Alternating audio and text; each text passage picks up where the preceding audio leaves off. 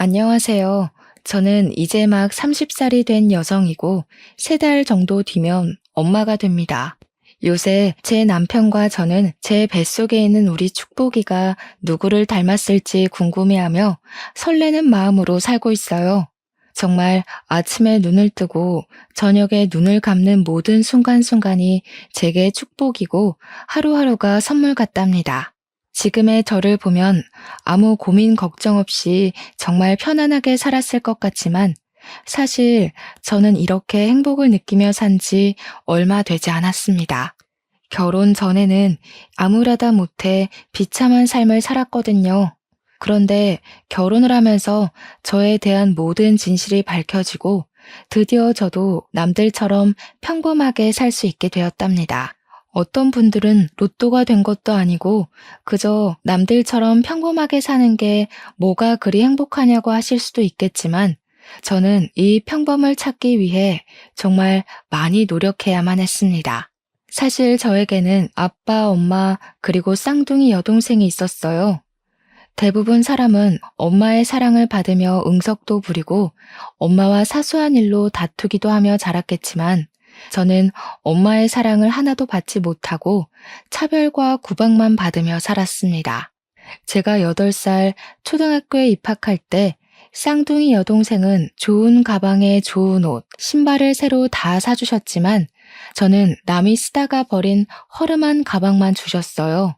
소풍을 갈 때도 여동생 가방에는 항상 과일이며 과자며 샌드위치며 먹을 것이 많았지만 제 몫으로 허락된 것은 오로지 과자 몇 조각뿐이었습니다.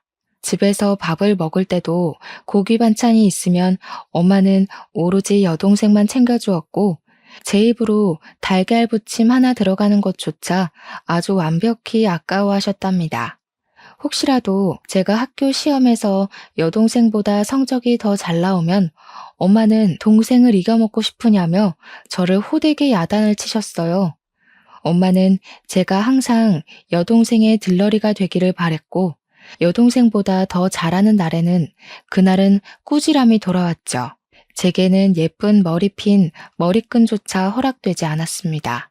항상 예쁘고 새 것은 여동생이 했고 저는 여동생이 하고 남은 것 다 늘어진 머리끈, 녹이 쓴 머리핀만 했었어요. 이렇게 엄마에게 구박을 받아도 그 집에서 살 수 있었던 것은 아빠의 사랑이 있기 때문이었어요. 엄마와 다르게 아빠는 항상 저를 먼저 챙겨주셨습니다. 음식도 항상 저를 먼저 챙겨주셨고 머리핀이나 머리끈도 엄마 몰래 제 것만 사오셨어요. 제가 시험 성적이 잘 나온 날에는 아빠가 제게 몰래 용돈도 듬뿍 주시곤 했답니다. 이런 아빠가 매일 집에 계셨으면 좋겠지만 회사에서 지방 출장이 많으셔서 집에 많이 계시지는 못했어요. 아빠가 집에 계실 때는 엄마의 구박이 덜했지만 아빠가 출장 중일 때는 엄마의 구박이 엄청났습니다. 하지만 멀리서도 항상 제 걱정뿐인 아빠가 있었기에 엄마의 구박에도 밝게 잘 자랄 수 있었어요. 그러다 제가 20살이 되었고 학창 시절에 좋은 성적을 유지했던 저는 집 근처 4년제 대학교에 수석 입학을 해서 전액 장학금을 받고 들어갔습니다. 반면에 여동생은 같은 대학교에 입학하기는 했지만 장학금까지는 받지 못했어요.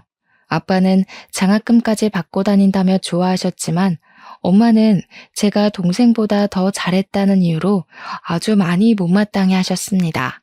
그리고 제가 이제는 성인이 되어 동생의 학자금을 벌어야 하니 제게 아르바이트를 해서 돈을 벌라고 강요하셨죠. 20살 이후로는 제게 용돈이나 금전적인 지원은 하나도 없었어요. 그나마 아빠가 조금씩 용돈을 쥐어주시기는 했지만 아빠가 용돈을 주셨다는 사실을 알면 엄마는 바로 그 돈을 빼앗아 갔답니다. 아빠는 그런 엄마에게 너무 차별하는 것이 아니냐며 뭐라고 하셨지만 엄마는 그래도 내가 이만큼이나 키워놨는데 이 정도도 저한테 못 받냐고 하시며 오히려 아빠를 뭐라고 하셨습니다. 저는 이런 엄마가 이해가 가지 않았어요. 아무리 제 자식 중에 더 마음이 가고 눈길이 가는 아이가 있다고는 하지만 엄마는 저를 대놓고 차별했거든요. 그런 엄마를 보면 친엄마가 아닌 계모가 아닐까 하는 생각마저 들었답니다. 차별하는 엄마를 벗어나 기숙사에 살든 자취를 하고 싶었지만 아빠는 나가서 살면 고생이라고 하시며 제가 집에서 살기를 원하셨습니다. 대학교가 먼 것도 아니고 집에서 10분 거리에 있는데 굳이 나가서 살 필요가 있냐고 하셨어요. 그러면서 어차피 시집 가면 평생 떨어져서 살 텐데 미리 떨어져서 살고 싶지는 않다고 하시더라고요. 그래서 어쩔 수 없이 집에서 살게 되었습니다. 그렇게 제가 20살이던 해의 겨울이었어요. 앞으로 돈 나갈 일이 많다며 엄마는 국밥집을 차리셨습니다. 요리에는 관심도 없고 요리 솜씨도 전혀 없는 엄마가 갑자기 국밥집을 하신다고 하니 과연 장사가 잘 될까 하는 생각이 들었어요. 하지만 체인점이라 딱히 엄마만의 손맛이 필요한 것이 아니었고 본사에서 식재료가 다 나와서 엄마가 끓이는 국밥도 먹을만 하더라고요. 엄마는 국밥집을 차린 후로 저에게 학교 강의가 마치면 국밥집에 나와서 일하라고 했습니다. 제가 국밥집에 나오지 않으면 제게 전화를 해서 온갖 욕을 했고 전화를 받지 않으면 받을 때까지 아주 집요하게 했어요. 그래도 제가 안 받으면 아예 학교로 쫓아오기까지 했답니다. 아빠가 집에 있는 날에는 그러지 않았지만 아빠가 집에 없는 날에는 당연히 국밥집에서 일해야 했습니다. 반면에 여동생은 정말 아무것도 하지 않고 그냥 공부만 했어요. 대학교 학비는 물론이고 용돈까지 한 달에 50만 원씩이나 받으며 아주 넉넉하게 생활했지만 저는 돈 한 푼도 받지 못했습니다. 그렇게 1학년 내내 엄마의 국밥집에서 일만 하다 보니 대학교 성적은 모두 다 CED 뿐이었어요. 제가 수석 입학으로 전액 장학금 대상자이긴 했지만 상위 30%의 성적을 유지했을 때 받을 수 있었기에 저의 장학금도 취소되어 버렸답니다. 저는 다시 학비를 내야 하는 상황이 되어 엄마한테 말을 하니 엄마는 저의 학비를 내주지 않을 것이라고 하셨어요. 그래서 아빠에게 부탁해볼까 싶어 아빠한테 전화했는데 목소리가 좋지 않더라고요. 무슨 일이냐고 여쭈니 병원에서 건강검진을 했는데 위암 초기로 진단을 받아 수술해야 한다고 하셨어요. 게다가 회사에서는 지금 사정이 좋지 않아 더는 월급을 줄 수 없다며 미안하지만 퇴직하라고 하셨대요. 그래서 어쩔 수 없이 아빠는 다니던 회사를 관두시고 위암 수술을 진행해야만 했습니다. 아빠는 퇴직당하시고 병원비까지 나가야 하는 마당에 저는 대학교를 더는 다닐 수가 없다고 판단되어 결국 학교를 자퇴하게 되었어요. 그리고 저는 아빠의 옆에서 병간호했죠. 아빠가 왜 학교에 가지 않느냐고 물으셨는데 그냥 적성이 잘 맞지 않아서 그런다고 하며 대충 얼버무렸네요. 아빠는 자신의 꿈을 찾아야 할 시기에 아빠의 곁에만 있는 제가 걱정되셨는지 제게 공무원 시험 준비를 하라고 했어요. 처음에는 공무원이 되는 것이 그다지 좋지는 않았지만 곰곰이 생각해보니 지금 로또가 되지 않는 한 다시 대학교에 갈 수는 없잖아요. 고졸인 제가 좋은 회사에 들어가기도 힘들고요. 그럴 바엔 차라리 공무원 시험을 보는 것이 낫겠다는 생각이 들어 아빠의 병원에서 일단 공부를 시작했습니다. 원래 성적이 좋아서 그런지 공부가 그렇게 어렵지는 않았어요. 다행히 아빠도 수술 후 증상이 빨리 회복되어 한 달 만에 퇴원하셨습니다. 그 뒤로 아빠는 엄마와 함께 국밥집에서 일하셨고 저는 독서실을 다니며 공무원 공부를 했어요. 그렇게 공부한 지 1년 만에 합격하여 제가 살던 곳 근처에 동사무소로 발령을 받았습니다. 그곳에서 근무하고 처음으로 급여를 받았던 날, 저는 아빠의 내복을 샀어요. 엄마의 내복은 솔직히 사기 싫었지만 그래도 그동안 저를 키워주신 분이니 같이 샀습니다. 내복을 사서 집에 들어갔는데 원래는 한창 가게에서 일할 시간인데 부모님이 집에 계시더라고요. 내가 그래도 입양한 딸 저렇게까지 키워놨으면 됐지 뭘 더 하라는 거예요? 난 진미한테 줄 돈 한 푼도 없어요. 당신은 어떻게 사람이 그래? 그동안 그렇게 받아놓고 진미한테 어떻게 그래? 나는 입양한 딸이어도 내 딸처럼 키웠어. 진미와 경미 하나도 차별 없이 키웠다고. 아이고, 당신이 진미 챙긴다고 경미 무시했던 거 모를 줄 알아요? 어떻게 자기 딸을 무시하고 남의 자식을 그렇게 키울 수 있어? 진짜 눈물 난다, 눈물 나. 부모님이 집에서 큰 소리로 싸우시고 계셨는데 가만히 들어보니 제가 입양된 딸이라는 거예요. 그래서 엄마는 저를 그렇게 미워하고 구박했고 반면에 내 쌍둥이 동생 경미는 친딸이었기에 금지오겹 키웠던 것이었습니다. 이제야 엄마가 저에게 했던 행동들이 다 이해가 갔어요. 저는 충격을 받아 들고 왔던 내복을 그대로 떨어뜨렸습니다. 집에서 갑자기 뭔가 떨어지는 소리에 깜짝 놀란 부모님이 나오셨어요. 지금 이게 다 무슨 소리예요? 제가 입양된 딸이라고요? 그래. 너 아기 때 내가 보육원에서 데리고 왔다. 불쌍한 년 내가 걷어서 키웠다고. 당신은 어떻게 애한테 말을 그렇게 해? 그게 아니고 진미야. 사실은 말이다. 아빠는 저에게 무슨 말을 더 하시려고 했지만 보육원에서 저를 데리고 왔다는 엄마 말에 충격을 받아 아무 소리도 들리지 않았습니다.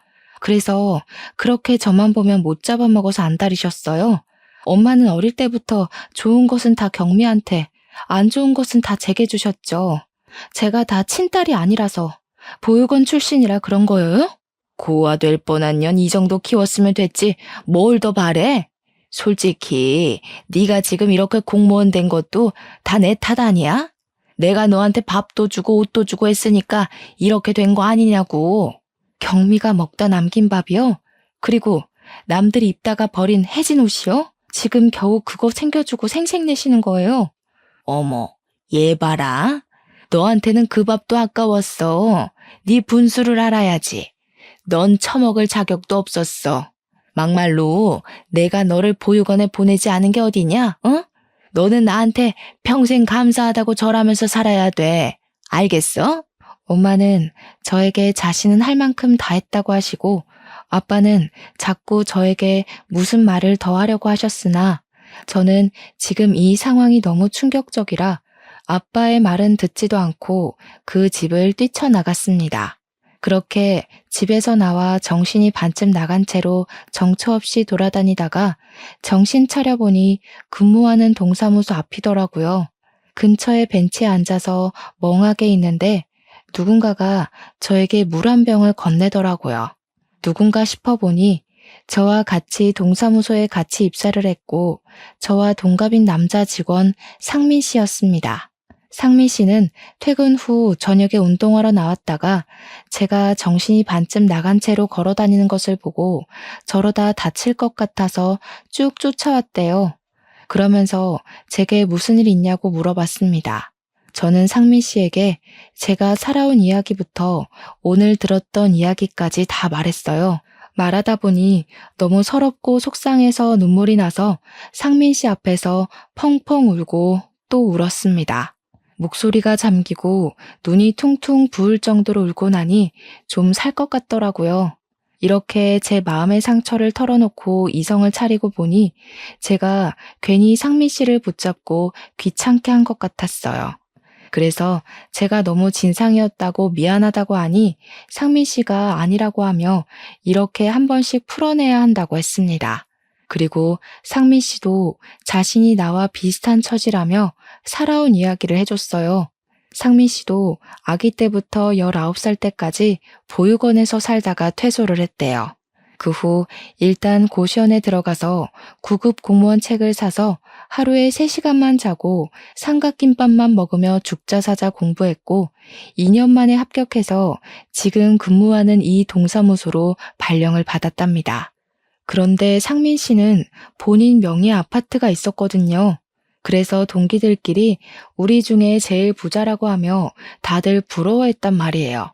그럼 지금 사는 본인 명의 아파트는 무슨 아파트냐고 물으니 상민 씨는 씩 웃으며 사실 공무원 시험 보고 나서 큰맘 먹고 복권을 5만 원어치 샀다고 합니다.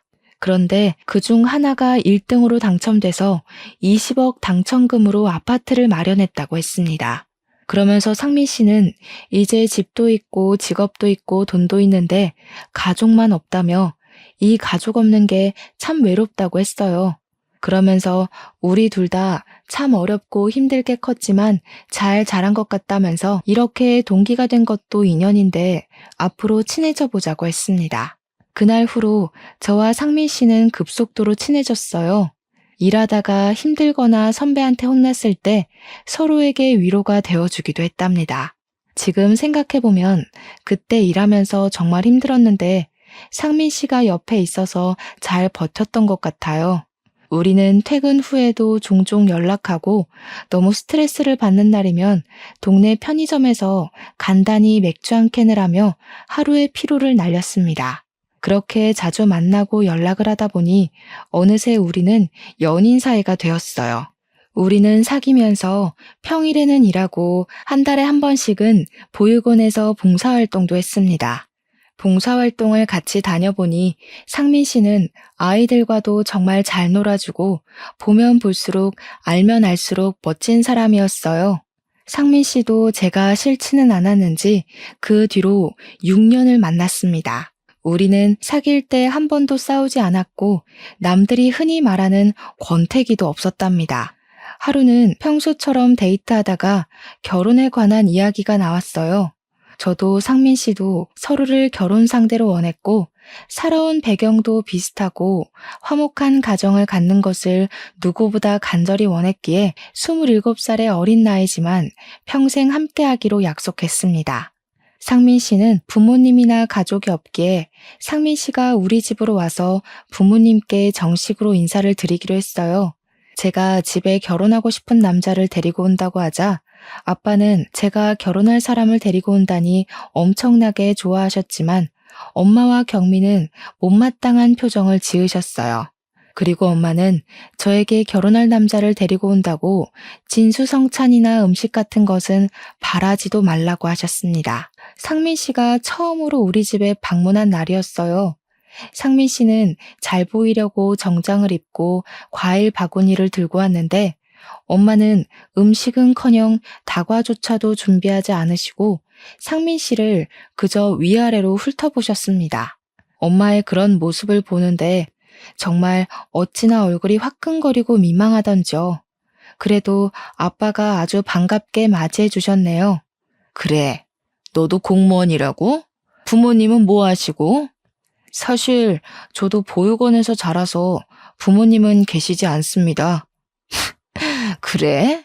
아주 끼리끼리 잘 만났네. 그래도 둘 다 보육원에서 낳았는데 공무원까지 된 거 보면 성공했네. 그런데 고아라서 결혼하면 사위덕 보고 싶었는데 비싼 혼수 같은 거는 꿈도 못 꾸겠다. 그래도 공무원이면 적지 않은 돈은 벌지? 다달이 용돈이나 좀 줘. 당신은 어떻게 애들한테 말을 그렇게 해? 이 사람 말 듣지 말고 그저 둘이서 잘 살기만 하면 된다. 알겠지? 내가 그동안 얘를 열심히 키워서 이렇게 성공시켜놨는데 나도 그 정도는 받아먹고 살아야지. 내가 꽁으로 쟤 키웠어? 그만 좀 해. 미안하다 얘들아. 참, 그럼 결혼하면 집은 어떻게 할 거니? 어쩌긴 뭘 어째. 당연히 우리 집에 들어와서 살든가 해야지.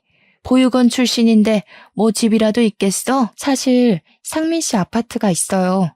거기에 들어가서 살 거예요. 아파트가 있어? 몇 평인데? 어디에? 아니, 보육원에서 자랐으면 친척도 없을 텐데 요새 같은 시대에 어떻게 집이 생겼대? 그냥 어쩌다가요.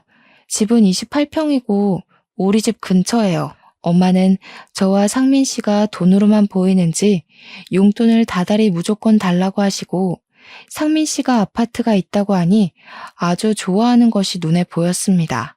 저는 그런 엄마의 모습을 보니 상민 씨한테 정말 미안하고 민망했어요. 그날 집에서 나왔는데 상민 씨의 표정이 굳어서 한동안 아무 말 없이 그저 걷기만 하길래 저는 상민 씨가 헤어지자고 말할 것으로 생각했답니다. 그래서 제가 먼저 하고 싶은 말 있으면 뭐든 하라고 했어요. 상민 씨는 벤치에 앉았고 저도 그 옆에 앉았습니다. 상민 씨는 한참을 뜸을 들이다가 혹시 이 자리 기억나냐고 물어보더라고요. 저는 잘 모르겠다고 하니 5년 전에 우리가 처음으로 밖에서 만나 서로의 살아온 이야기를 나눈 곳이라고 했습니다. 생각해보니 5년 전 제가 입양된 아이라는 사실을 알고 정신없이 밖에 떠돌다가 앉았던 동사무소 앞 벤치였어요. 사실 그날 이 벤치에서 울면서 살아온 이야기를 하는 진미 씨를 보면서 그때 이미 진미 씨의 가족이 되고 싶다고 생각했어요. 그때는 우리 나이가 어렸고 가진 게 없어서 결혼하자는 말은 못했죠. 그런데 방금 진미 씨 엄마를 만나니 저런 엄마 밑에서 진미 씨가 어떻게 이렇게 밝고 건강하게 잘 컸을 수 있을까 하는 생각도 들고 한편으로는 그동안 얼마나 힘들었을까 하는 생각에 안쓰러워서 눈물 나서 혼났네요. 그래서 이제는 정말 빨리 진미 씨한테 행복한 가정, 좋은 가족을 만들어주고 싶어요. 우리 빨리 결혼해요. 상민 씨는 엄마의 모습이 실망스러웠을 텐데 그 와중에도 먼저 결혼하자고 손을 내밀어 주었습니다.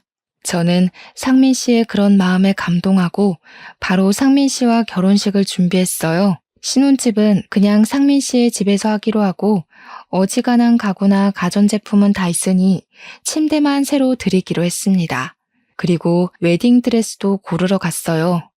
다행히 저와 상민 씨의 마음에 드는 것이 있었고 저는 웨딩드레스를 입은 사진을 찍어 아빠한테 보냈어요.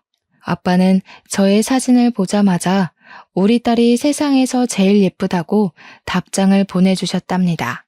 그리고 상민 씨와 밥을 먹는데 아빠 번호로 전화가 왔어요. 아빠가 교통사고가 나서 현장에서 사망하셨다는 게 아니겠어요? 저는 바로 병원으로 달려갔습니다. 상황을 들어보니 3톤 트럭이 아빠의 차를 들이받아 사고가 났는데 아빠의 차는 형태를 알아볼 수 없을 정도로 찌그러졌대요. 저는 바로 엄마와 경미한테 전화를 했습니다. 그런데 아무도 전화를 받지 않더군요. 저는 생각지도 못했던 아빠의 장례식이라 충격을 받아 손만 덜덜 떨고 있었어요. 그런 저를 상민 씨는 꼭 안아주고 제 옆을 지켜주며 차분하게 장례 준비를 도와주었답니다. 빈소가 다 차려지니 그제야 엄마와 경미가 왔어요. 제가 너무 짜증이 나서 도대체 어디에 있었길래 아빠가 저렇게 될 동안 연락도 없었냐고 하니 둘이서 랍스터를 먹으러 갔었대요. 그러면서 엄마는 이렇게 갑자기 사고가 날 줄 알았냐고 하며 오히려 제게 화를 내는데 정말 어이가 없었습니다. 아무리 그래도 한평생을 같이 산 부부인데 어떻게 사람이 저럴 수 있나 싶더라고요. 경미도 슬퍼하기는커녕 아무 생각이 없었습니다. 마음 같아서는 저 두 모녀의 머리채 붙잡고 싸우고 싶었지만 그래도 아빠의 장례식장을 싸움터로 만들 수는 없으니 그냥 꾹 참았네요. 저는 아빠의 지인들에게 부고 문자를 보내고 하나둘씩 오시는 손님을 맞이하며 아빠를 보내드릴 준비를 했습니다. 그리고 다음날 오전 입관식을 했어요. 누워있는 아빠를 보니 그저 눈물만 나더라고요. 제가 이 집에서 살 수 있는 유일한 희망이었는데 그런 아빠가 하루아침에 어이없는 사고로 돌아가시니 이제 어떻게 이 세상을 살아가나 싶었습니다. 항상 따뜻한 손으로 저를 안아주시고 다독여주시던 아빠인데 그날 잡은 아빠의 손은 정말 소름이 끼칠 정도로 차갑고 딱딱했네요. 누워 계신 아빠가 지금이라도 당장 일어나서 제게 우리 딸 왔냐고 하며 웃어주실 것 같은데 애석하게도 아빠의 감긴 눈은 절대 떠지지 않았습니다. 저는 누워 계시는 아빠를 보며 목 놓아 울다가 정신을 잃었어요. 정신을 차리고 보니 저는 병원 입원실에 누워 있었고 창문을 통해 보니 이미 깜깜한 밤이 되어버렸습니다. 정신이 들었냐는 간호사의 말에 저는 아빠 곁을 지켜야 한다고 다시 장례식장으로 내려갔어요. 장례식장에 가니 아빠의 마지막을 함께하러 오신 조문객들이 정말 많았고 그 사이에서 상민 씨는 상주 노릇을 하며 조문객들에게 인사를 하고 있었습니다. 상민 씨가 저를 보자 괜찮냐고 하며 무리하지 말고 방에 가서 좀 더 쉬다 오라고 했어요. 저는 괜찮다고 상민 씨 옆에 있겠다고 하며 상주 자리에 있는데 상민 씨가 이상한 소리를 하더라고요. 입관식 후 아빠의 친척들이 오셨는데 그 중에 남자 어른 한 분이 저랑 너무 똑같이 생기셨다는 거예요. 그런데 그분이 저의 이름을 정확히 알고 계시고 저를 찾았다는 게 아니겠어요. 그래서 상민 씨는 지금 울다가 기절해서 병실에 누워 있다고 한 후 그분의 연락처를 일단 받아놨다고 했습니다. 그러면서 상민 씨는 제게 정말 보육원에서 입양된 것이 맞냐고 물어봤어요.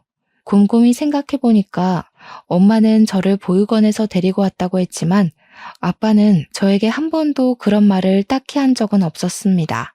그리고 제가 입양 사실을 안 날 분명히 아빠가 저한테 무슨 말을 더 하려고 했었어요. 저는 뭔가 직감적으로 저와 닮았다는 남자 친척이 저에 대해 무언가를 알 것으로 생각했습니다. 그래서 일단 상민 씨에게 그분의 번호를 받아놨다가 장례식이 다 마친 후 연락해 보기로 했어요. 다음날 아빠의 화장 후 납골당에 모시고 저는 상민 씨의 집으로 갔습니다. 엄마와 경미 두 모녀만 있는 집에 들어가기 싫었거든요. 저는 상민 씨의 집에 들어가자마자 상민 씨가 받았던 남자 친척의 번호로 전화를 했어요. 먼저 제 이름을 이야기하니 그분이 깜짝 놀라며 지금 당장 만나자고 하더군요. 사실 장례식이 끝난 직후라 정말 피곤하고 힘들었지만 그래도 이분은 누구이고 저를 어떻게 아는지 하루라도 빨리 알고 싶었어요. 저는 그분과 집 근처의 한적한 카페에서 1시간 뒤에 만나기로 약속했고 저와 상민 씨는 함께 시간 맞춰 나갔습니다. 저희가 카페에 들어와 자리를 잡고 앉으니 어떤 중년의 남성분이 들어오셨어요. 그분은 두리번거리다가 저희 테이블로 와서 혹시 전화했던 진미 씨가 맞냐고 물어보셨고 제가 맞다고 했더니 저희 앞에 앉으셨습니다. 자리에 앉아 가만히 보니 이분의 얼굴과 제 얼굴이 정말 놀랍도록 똑같더라고요. 이분은 저를 가만히 보더니 정말 예쁘게 잘 컸다고 하셨습니다. 그래서 제가 누구시길래 제 이름을 아는지 여쭸어요. 그분은 제 아빠의 남동생이셨고 저희 엄마가 운영하고 있던 국밥집 체인점의 사장님이라고 하셨습니다. 그리고 아주 무거운 목소리로 30년 전 이야기를 시작하셨습니다. 이분은 지금은 혼자 사시지만 30년 정도 전에 결혼했고 아내분이 임신도 하셨어요. 하지만 아내분이 아이를 낳다가 돌아가시고 아이만 무사히 출산하게 되었는데 그 아이가 바로 저라는 것입니다. 즉, 제 앞에 계시는 이분이 바로 저의 친아빠이셨습니다. 친아빠는 당시 저를 낳았다는 기쁨보다는 친엄마가 돌아가셨다는 슬픔이 너무 커서 갓난 아기인 저를 돌보지도 않고 술만 드시면서 살았대요. 그런 모습을 보신 저의 할아버지와 할머니는 이러다가 어린 제가 잘못될 것 같아 당시에 아이가 없던 저를 키워주신 양아빠의 자녀로 만들었던 것이었습니다. 저는 친아빠의 이야기를 듣고 너무 어안이 벙벙해서 한동안 말을 하지 못했어요. 진작에 나타나지 않았던 친아빠가 원망스럽기도 하고 또 이제라도 만났으니 반갑기도 하고 정말 오만 가지 감정이 다 휘몰아쳤습니다. 한참을 말을 잇지 못하다가 겨우 제 감정을 추스르고 친아빠에게 그동안 제가 얼마나 힘들게 살았는데 왜 그동안 나타나지 않았느냐고 물었어요. 친아빠는 1년 정도 술에 취해 살다가 정신을 차리고 나서 다시 저를 데리고 오려고 했었답니다. 그런데 양엄마가 남자 혼자 어떻게 딸아이를 키우려고 하냐며 이왕 이렇게 된 거 저와 경미 둘이서 한 자매가 되어 서로 의지하며 사는 게 보기 좋을 것 같으니 그냥 자신이 키우겠다고 했대요. 그러면서 저에 대한 양육비만 달라고 하길래 친아빠는 다달이 돈과 제가 사용할 학용품과 옷, 생활용품을 보냈다고 했습니다. 그 뒤로 친아빠는 좋은 아빠는 되지 못해도 어디서 꿀리지 않는 아빠가 되기 위해 국밥집을 하나 차렸고 속된 말로 뼈와 영혼을 갈아 넣어 크게 성장시키고 확장시켜 체인점까지 냈다고 합니다. 그리고 제가 20살이 되던 해 양엄마가 저의 대학교 학비를 내야 한다며 돈을 더 많이 달라고 요구해서 차라리 이럴 바엔 일자리를 줘야겠다는 생각에 국밥집까지 열어주었대요. 저는 친아빠의 말에 너무 황당했습니다. 저는 학교 다닐 때 새 가방, 새 옷은 구경도 못했고 항상 헝가방과 남이 입다 버린 옷만 입고 지냈거든요. 게다가 제가 용돈을 달라 그러면 양엄마는 제게 줄 돈 따위 없다며 구박만 했습니다. 저 학교 다닐 때 새 가방, 새 옷 한 번도 입지 못했어요. 대학교 학비요? 저 대학교 장학금 받고 입학했어요. 그런데 엄마가 하도 저한테 국밥집에서 일하라고 시키는 바람에 결국엔 성적을 유지하지 못해서 장학금도 취소되고 그 뒤로 제 학비는 제가 직접 마련하라는데 무슨 수로 마련하겠어요. 게다가 저를 키워주신 양아빠는 그때 회사에 잘려서 그냥 대학교 포기하고 공무원 시험 봤어요. 저는 한 번도 아빠의 돈과 선물을 받은 적 없었어요. 그랬다고? 형수는 매번 받아서 다 너한테 줬다고 했었는데 그래서 형수가 형한테는 따로 말하지 않아도 된다고 했었구나. 사실 형수가 매번 돈을 받으면서 형한테는 따로 이야기하지 말라고 신신당부를 했었어. 형이 동생한테 돈 받는 것에 대해 자존심 상해한다고 말이야. 자존심이 상했던 게 아니라 형수가 모든 것을 다 가로채려고 그랬던 거였어. 가만두지 못하겠다. 형수한테 다 따져야겠어. 친아빠는 분노에 차서 바로 양엄마에게 따지러 집으로 갔습니다. 그런데 집에 웬 남자들이 있었고 양엄마는 그 남자들에게 돈 봉투를 주고 있더라고요. 그 사람들과 양엄마는 친아빠 그리고 저와 남편을 보더니 깜짝 놀라했어요. 후다닥 그 남자들은 나가고 친아빠는 양엄마에게 왜 진미 몫으로 준 돈과 학용품들을 제대로 전달해주지 않았냐고 따졌습니다. 솔직히 나 우리 경미랑 같이 키우느라 얼마나 힘들었는지 알아요? 나는 정말 진미 얘 열심히 키웠어요. 그런 제가 그 돈은 수고비로 받을 수도 있는 거 아니에요? 그리고 내가 자선사업가도 아니고 말이야. 그깟 돈 몇 푼이나 한다고 그거 좀 가져갔다고 인제 와서 이 난리야? 도대체 나를 뭐로 하는 거야 이것들이? 내가 언제 우리 진미 키워달라고 했어요? 형수가 남자 혼자 여자아이 어떻게 키우냐며 굳이 같이 살겠다면서요. 다른 건 다 둘째치고 그럼 내가 진미 양육할 때 쓰라고 준 그 많은 돈과 학용품, 옷 다 어쨌어요? 어쨌냐고요? 보내줬던 옷들은 진미가 덩치가 작아서 다 크잖아요. 그래서 경미 먼저 입히고 나서 진미가 덩치 커지면 그대로 다시 입혔어요. 그리고 돈은 밥 먹이고 용돈 쓰고 했지 뭐. 용돈? 진미가 용돈 한 번도 받아본 적이 없다는데 무슨 소리예요? 진미한테 밥이나 제대로 먹였어요?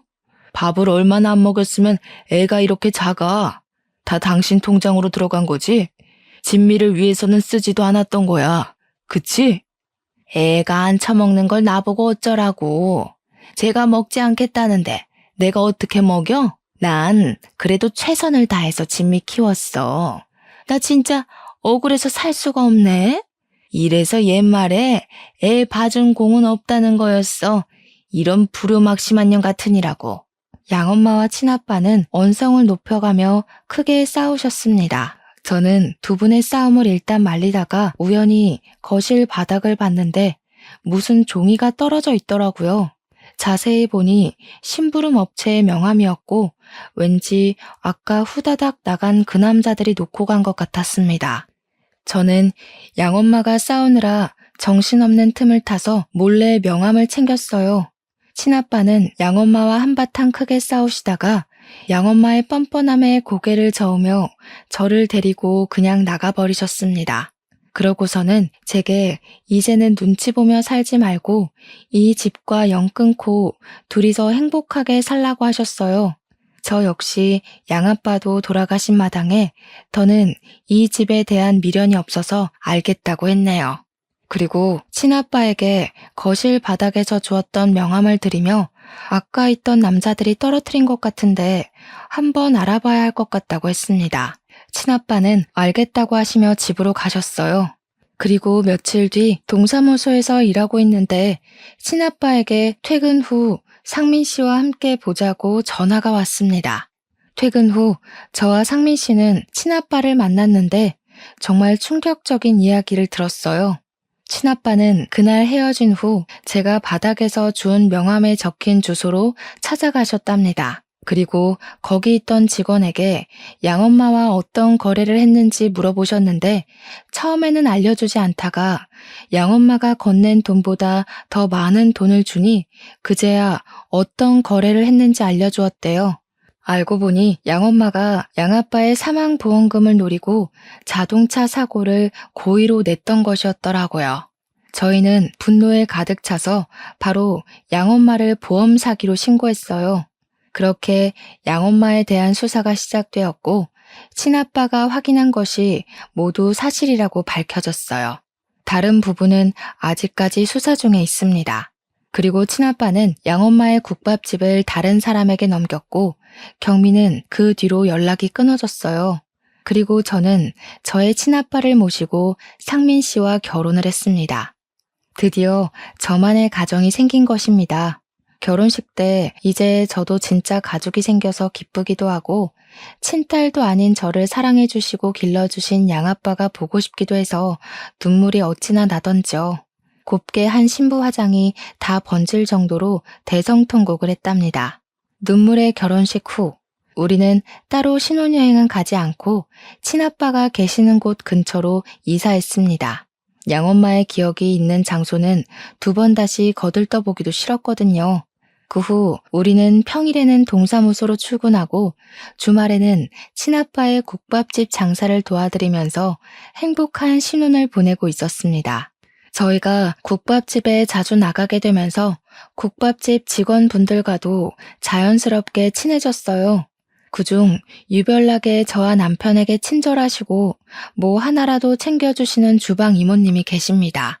이 이모님은 지금 혼자 사시는데 저와 남편이 가면 정말 너무 좋아하셨어요. 친아빠 말로는 이모님이 젊은 시절에 아이가 있었다고 합니다. 그런데 아이가 갓난아기일 때 남편이 일하다가 사고로 돌아가셨고 주변에 도움을 받을 만한 친인척도 없었대요.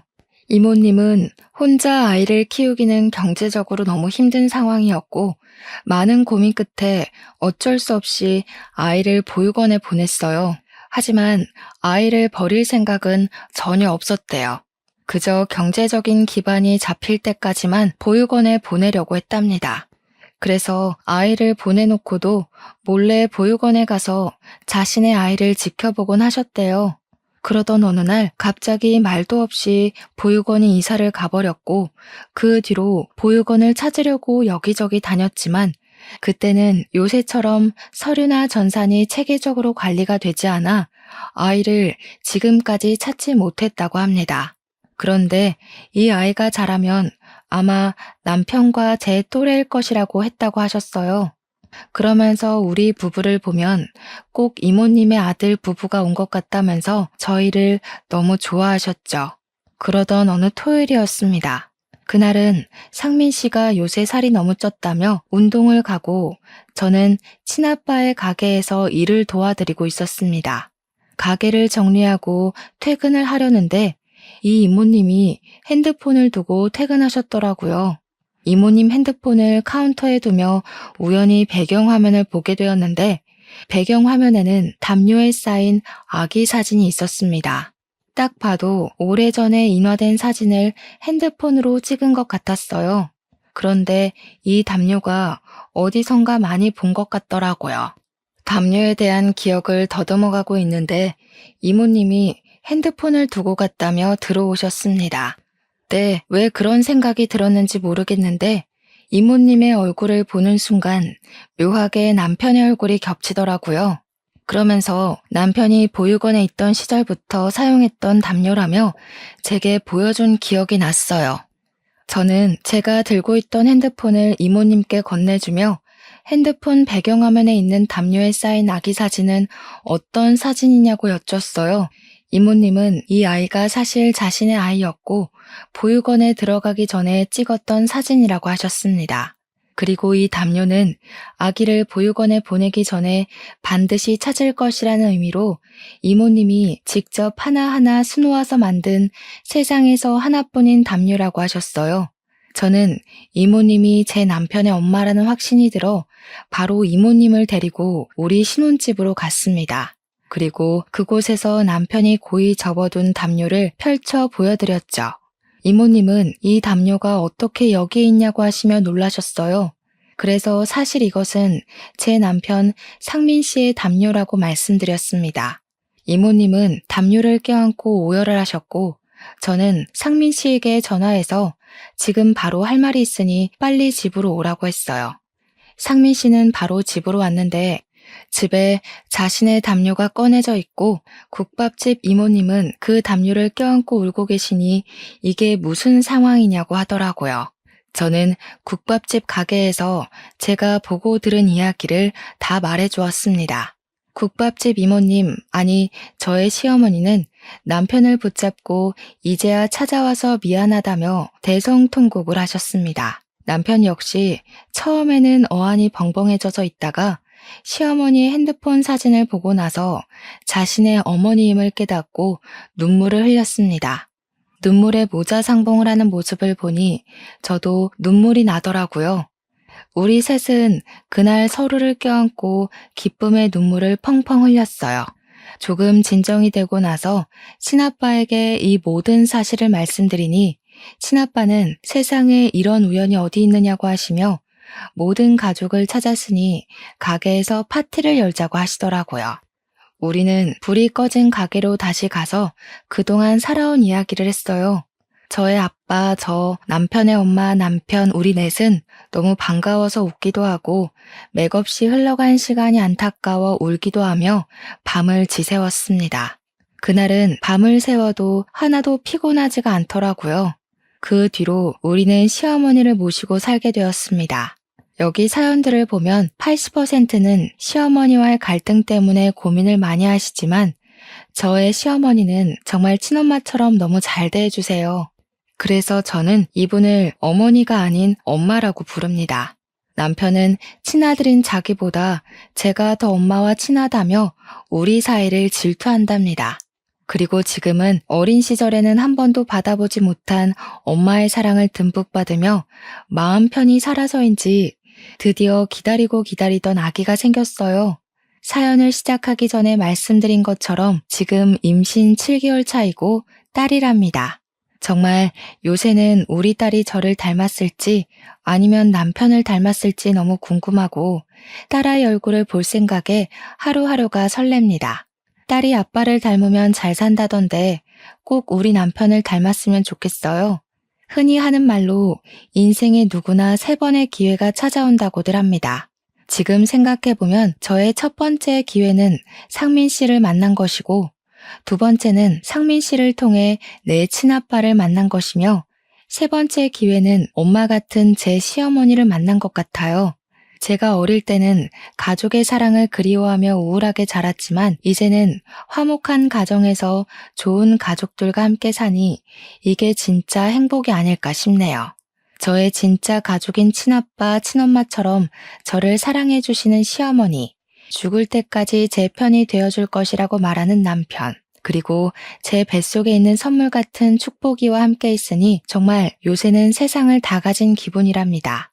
그리고 3개월 뒤에 태어날 제 딸 축복이에게는 제가 어릴 때 받지 못했던 사랑을 듬뿍 주며 멋진 여성으로 키워서 세상 사람들에게도 사랑받을 수 있는 아이로 키우고 싶습니다.